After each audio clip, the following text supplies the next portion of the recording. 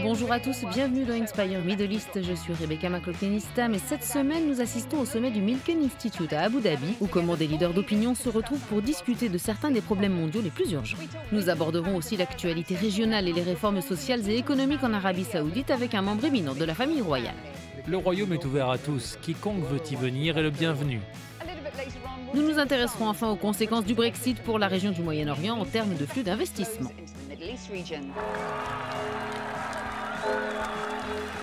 Mais tout de suite, voici tout ce que vous devez savoir sur un important sommet qui s'est déroulé dans la capitale émiratie et qui a attiré des chefs d'entreprise et des célébrités du monde entier.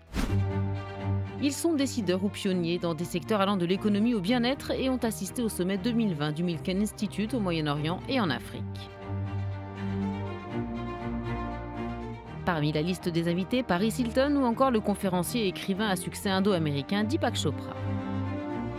Le Milken Institute a pour mission d'aider les gens à construire une vie avec du sens et se focalise sur le développement des lieux de travail et l'innovation financière. Le rapport Global Opportunities Index publié par Milken a analysé les améliorations apportées par les pays membres du Conseil de coopération du Golfe l'année dernière. Cette étude a révélé que leur performance était à la traîne dans 4 domaines: la transparence de l'information, la qualification de la main-d'œuvre, l'ouverture économique et la protection des droits des investisseurs. Ce retard affecterait l'attraction potentielle d'investisseurs étrangers dans la région. Cette dernière aurait cependant un fort potentiel pour améliorer les choses. La région doit mettre en place des lois, ce qui est déjà fait par de nombreuses juridictions, mais aussi avoir la volonté politique de faire respecter ces lois. Selon Milken, une accélération des réformes aiderait les économies régionales à mieux se diversifier hors du secteur pétrolier. Reste que cette décision appartient au final au gouvernement. Il ne fait aucun doute que le talent est là, que le capital est là, que la capacité de se diversifier loin de la dépendance énergétique est là, mais cela va demander beaucoup de travail. Des événements comme l'Expo 2020 à Dubaï et la présidence saoudienne du G20 cette année pourraient être 2 opportunités uniques d'attirer des investissements internationaux. Un constat que nous avons partagé avec l'un des diplomates les plus en vue de ce sommet, Son Altesse Royale, le prince Abdulaziz bin Turki Al Faisal Al Saoud d'Arabie Saoudite. Votre Altesse Royale, merci de nous avoir rejoints. Merci beaucoup. De nombreux analystes disent que l'Arabie Saoudite doit de toute urgence mieux protéger les intérêts des investisseurs, aller vers plus d'ouverture économique et davantage de transparence financière. À quelle vitesse ces réformes sont-elles mises en œuvre pour encourager une augmentation des flux d'investissements étrangers ? Le royaume a lancé en 2016 le plan Vision 2030. Il est structuré autour de 12 étapes de transformation destinées à nous préparer à aller jusqu'à cette date butoir. Et d'après ce que j'ai entendu des déclarations officielles, nous sommes à peu près sur la bonne voie. Avec une population de plus de 34 millions d'habitants dans le royaume d'Arabie Saoudite, la création d'emplois est une question urgente et même un réel défi. Le relèverez-vous d'ici 2030 ? J'espère que oui. Vous savez, il ne s'agit pas seulement de créer des emplois, mais de se sentir bien dans un environnement qui n'est pas forcément bien établi, en termes notamment de stabilité et de sécurité politique, ou encore de capacité financière. Il y a autour de nous des zones sensibles et des États défaillants dans différentes parties du monde. L'Arabie Saoudite accueillera pour la première fois le sommet du G20. Certaines organisations de défense des droits de l'homme et des mouvements anticorruption ont exprimé des inquiétudes. Ils ont aussi menacé de boycotter des réunions avant le sommet. Dans quelle mesure les Saoudiens tiennent-ils compte de leurs préoccupations ? Je pense que c'est une vision à court terme. S'ils veulent voir à quoi ressemble l'Arabie Saoudite, ils devraient s'y intéresser plutôt que de boycotter. Le royaume est ouvert à tous, quiconque veut y venir est le bienvenu. Celui qui ne le souhaite pas manquera une opportunité.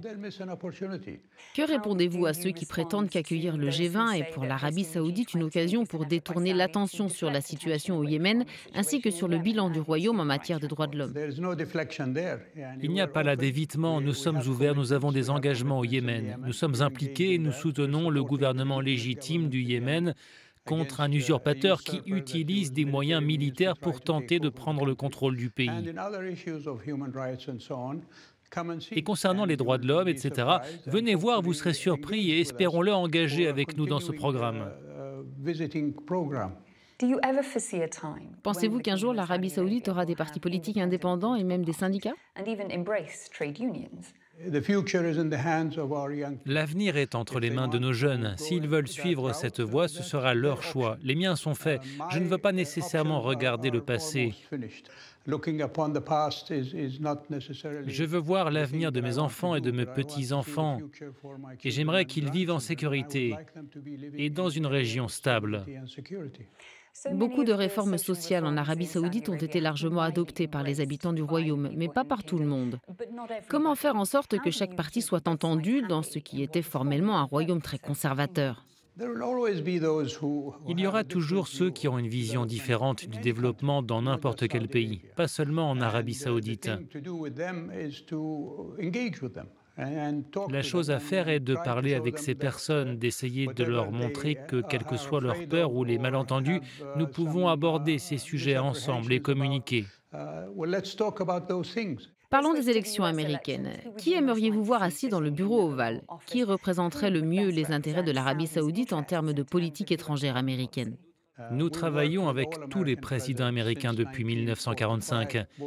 Nos deux pays ont maintenu une relation forte, même si nous avons eu des différends. Nous avons connu des hauts et des bas, mais dans l'ensemble, je pense que nos intérêts stratégiques se sont maintenus au premier plan de nos intérêts. Alors quiconque siège à la Maison-Blanche est le bienvenu ici, et j'espère qu'il en va de même dans l'autre sens, que celui qui s'assoit sur le trône à Riyad est le bienvenu à Washington. Puis-je avoir votre avis sur les tensions actuelles entre les États-Unis et l'Iran? J'espère qu'il n'y aura pas de conflit. Et je pense que cela ne nous concerne pas seulement nous, mais aussi les États-Unis. Le problème, c'est que l'Iran a provoqué un conflit. Vous avez vu comment les Iraniens ont agi avec les pétroliers il y a quelques mois dans le Golfe et la mer d'Oman. Vous avez vu leurs attaques contre les installations d'Aramco en septembre dernier et ainsi de suite. Espérons que l'Iran deviendra un partenaire constructif dans la région plutôt qu'un intrus destructeur qui essaie de la contrôler. Parlons du niveau de sécurité du royaume. Est-il renforcé comme il peut être susceptible de l'être dans le sillage de telles attaques? C'est un défi et les intérêts saoudiens ne sont pas les seuls concernés. Les 5 ou 6 millions de barils qui ont été touchés par ces missiles et ces drones lorsque l'Iran a attaqué affectent le monde entier. Votre Altesse royale, merci beaucoup de nous avoir accordé du temps. Avec plaisir, merci. Venez nous voir en Arabie saoudite. Nous le ferons, merci beaucoup.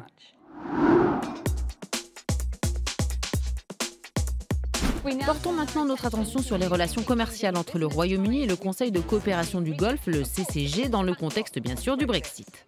Rosilis Thompson s'est intéressée à la façon dont les relations et liens commerciaux ainsi que les flux d'investissement pourraient être affectés dans cette nouvelle ère.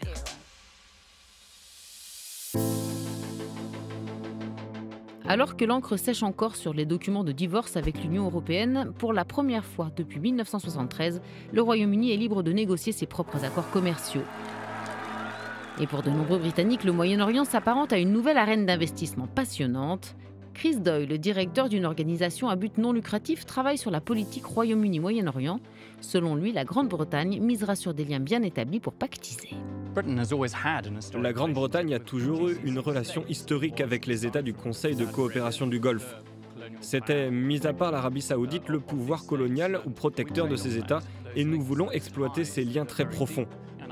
Il faudra faire beaucoup d'efforts pour rappeler à ces États que malgré des mois chaotiques en Grande-Bretagne, cette dernière est désormais ouverte aux affaires et de retour dans la partie. Conclure des accords commerciaux bilatéraux pourrait cependant demander des années de négociations. De nombreux pays du Moyen-Orient présentent des barrières commerciales relativement faibles. Ainsi, malgré l'absence d'accords de libre-échange officiels, beaucoup d'entreprises trouvent plutôt facile de travailler.